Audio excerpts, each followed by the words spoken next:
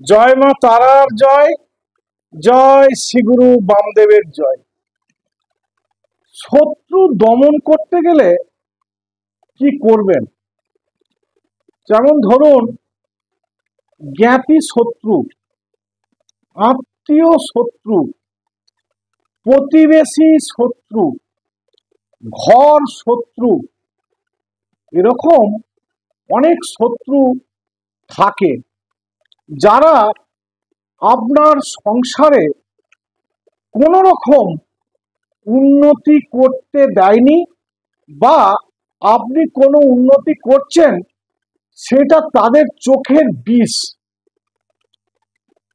তারা সেই উন্নতির পথে বাধা হয়ে দাঁড়ায় যে কোনো না যে কোনো ভাবে। তো এই শত্রুকে চিরকালের মতো দমন কিভাবে করবেন? 5টা শুকনো লঙ্কা নেবেন, একটা কালো কাপড় নেবেন, রুমালের মতো হলেই চলবে, একটা কাঁথা সেলাই করার ছুঁচ নেবেন, আর একটু সামান্য চুন নেবেন। একটা কালো কাগজে ওই চুন দিয়ে যাদের যাদের নাম আপনি ভাবছেন যে এরা আমার শত্রুতা করছে, তাতে গোপনেই শত্রুতা করুক আর প্রকাশ্যেই শত্রুতা করুক, তাদের নামগুলো ওই কালো কাগজটাতে চুন দিয়ে লিখবেন, যতগুলো মনে করবেন যে এরা এরা আমার শত্রু। এরপর ওই 5টা শুকনো লঙ্কাকে 9টা করে কাঁটা সেলাইয়ের ছুঁচ দিয়ে ফুটো করবেন।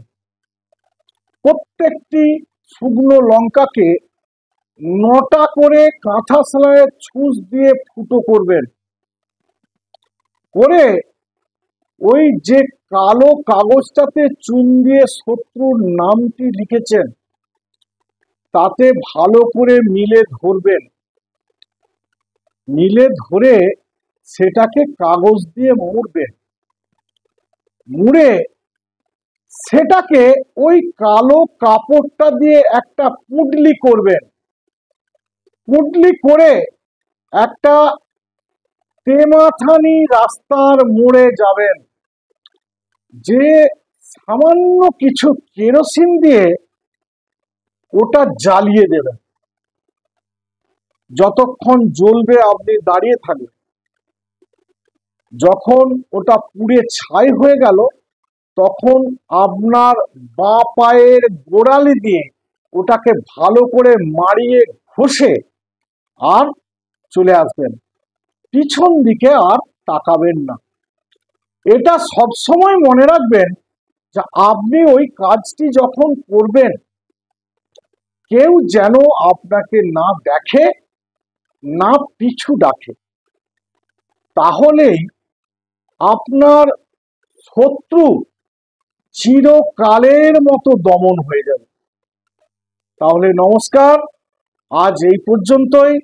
যদি আমার ভিডিওটা ভালো লেগে থাকে তাহলে লাইক করুন, শেয়ার করুন, কমেন্ট করুন।